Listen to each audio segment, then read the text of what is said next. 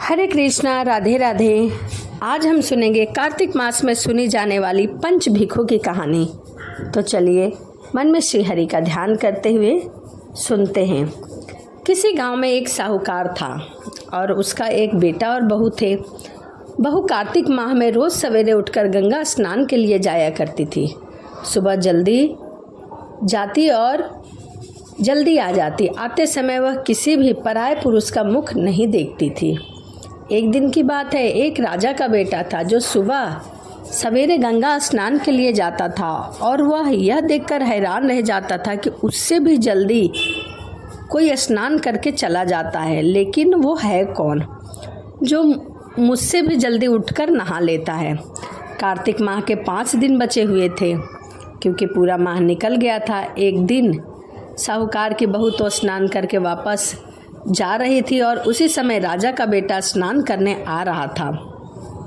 आवाज़ सुनकर वह जल्दी जल्दी जाने लगी, लेकिन जल्दबाजी में उसकी माला मौजड़ी वहीं छूट गई। राजा के बेटे ने उसकी माला मौजड़ी को उठा लिया और सोचने लगा कि जो स्त्री की माला मौजड़ी इतनी सुंदर है, वह स्त्री कितनी सुंदर होगी। ऐसा विचार उसके मन में आया। उसने पूरे गांव में मुनादी करवा दी कि जिसकी यह माला मौजड़ी है वह 5 रात मेरे पास आए। साहूकार के बेटे की बहू से कहलवा दिया कि मैं 5 रात आऊँगी, लेकिन किसी को वहाँ पर साख भरने के लिए बैठा दो। राजा के बेटे ने एक तोते को पिंजरे में बंद करके गंगा के किनारे पर साख भरने के लिए एक पेड़ के ऊपर टांग दिया। बहू सुबह के समय आई और पहली पौड़ी पर पैर रखा और बोली, हे कार्तिक के ठाकुर जी, हे राई दामोदर, 5 पांडु, 6 नारायण, भीखम राजा, उस पापी को नींद आ जा। राजा के बेटे को नींद आ गई। बहू नहा धोकर वहाँ से चली गई। जब जाने लगी तब वह तोते से बोली, सुआ सुआ तेरे गल डालूंगी हीरा, मेरी साख भरियो वीरा। सुआ बोला कि कोई वीरा भी साख भरता है क्या? वह फिर बोली, सुआ सुआ सुबह तेरे पग घालूंगी नेवर, साख भरियो मेरे देवर। सुआ ने कहा कि ठीक है भाभी, मैं तेरी साख जरूर भरूंगा। वह तो कहकर चली गई। कुछ क्षण बाद राजा का बेटा हड़बड़ाता हुआ उठा और नदी के किनारे आया। आकर सुआ से पूछा कि सुआ सुआ क्या वह आई थी और वह कैसी थी? सुआ बोला, हाँ आई थी। आभा की बिजली थी, होली की सी झल, केला की सी कामने, गुलाब सा उसका रंग। अगले दिन राजा के बेटे ने सोचा कि आज मैं अपनी उंगली में चीरा लगाऊंगा जिससे कि मुझे नींद ना आए। अगले दिन राजकुमार उंगली में चीरा लगाकर लेट गया ताकि दर्द से उसे नींद ना आए। और वह आई और भगवान से फिर उसी तरह से प्रार्थना करने लगी कि राजकुमार को नींद आ जाए। जैसे ही उसने भगवान से प्रार्थना किया, राजकुमार को फिर से नींद आ गई। वह गई, स्नान किया और स्नान करके वापस चली गई। सुबह राजकुमार ने फिर तोते से पूछा कि क्या वह आई थी, तो तोते ने फिर से वही सारी बातें दोहरा दी। अब राजकुमार बोला कि मैं तो आज रात को आँख में मिर्ची डालकर बैठूंगा ताकि मुझे रात को नींद ना आए। बहू फिर स्नान करने आई और प्रभु से प्रार्थना किया जिससे कि उसे नींद आ जाए। राजकुमार ने तोते से बहू के आने की बात पूछी, फिर तोते ने बता दी। राजकुमार फिर सोचने लगा कि आज मैं बिना बिस्तर के ही बैठूंगा, और रात को बिना बिस्तर के बैठ गया तब वह स्नान करने आएगी तो मुझे ज़रूर पता लगेगा।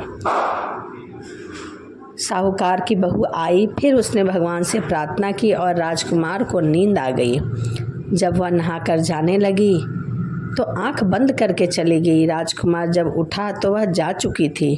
राजकुमार फिर सोच में पड़ गया और सोचने लगा कि आज मैं अंगीठी जलाकर बैठूंगा जिससे नींद नहीं आए।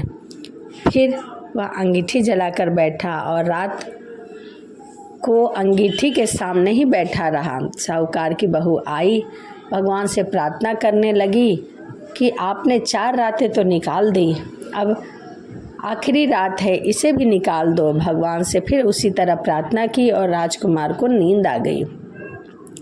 जब वह नहाकर जाने लगी तो तोते से बोली कि इस पापी को कह देना कि आज 5 रातें पूरी हो चुकी है और मेरे मोतियों की मोजड़ी मेरे घर भिजवा दे। सुबह राजकुमार की आंखें खुली तो उसने तोते से पूछा कि क्या वह आई थी और उसने अपनी माला मंगवाई है। यह सुनकर राजकुमार सोचने लगा कि वह तो सच्ची थी, तभी तो भगवान ने भी उसकी सत रखी। कुछ समय के बाद राजकुमार को कोढ़ हो गया। राजा ने ब्राह्मण को बुलाकर पूछा कि मेरे बेटे का शरीर क्यों जल रहा है और कैसे ठीक होगा। ब्राह्मण ने विस्तार से सारी बात राजा को बताई कि इसने क्या क्या किया था। ब्राह्मण ने कहा कि इसने पतिव्रता स्त्री पर बुरी नज़र डाली थी, इसीलिए यह इस रोग से पीड़ित हुआ है। राजा ने इसके ठीक होने का कारण पूछा तो ब्राह्मण ने कहा कि यह उस साहूकार की बहू को धर्म की बहन बनाए और रोज़ उसके नहाए हुए जल से ही स्नान करे, तभी यह ठीक हो सकता है। राजा साहूकार की बहू की माला लेकर साहूकार के घर गया और बोला कि यह माला आपकी पुत्र वधू का है, इसे ले लो और आपकी जो बहू नहाए वह जल मुझे थोड़ा सा दे दो ताकि अपने बेटे को नहला दो। साहूकार बोला कि वह तो किसी भी पराये पुरुष का मुंह तक नहीं देखती, आप इसे इस नाली पर बिठा दीजिए। जब मेरी बहू ऊपर नहाएगी तब नीचे की नाली से पानी आएगा जिससे आपका पुत्र नहा लेगा। राजकुमार ने ऐसा ही किया और कुछ समय बाद उसका शरीर चंदन सा हो गया। तो यह पंच भिखु देवता की कहानी है। हे पंच भिखु, देवता जैसे आपने साहूकार की पुत्र वधू का सत्य रखा, वैसे ही सबका सत्य रखना, सबकी मनोकामनाएं पूर्ण करना। तो यह पंच भिखु की कहानी है। यदि आप पूरे कार्तिक मास स्नान नहीं कर सकते तो लास्ट के 5 दिन भी यदि आप स्नान करके और पंच भिखु की कहानी सुनते हैं तो आपको पूरे महीने का लाभ प्राप्त होगा। तो चलिए इसी के साथ वीडियो को समाप्त करते हैं और मिलते हैं अगली वीडियो में। सभी को राधे राधे, हरे कृष्णा।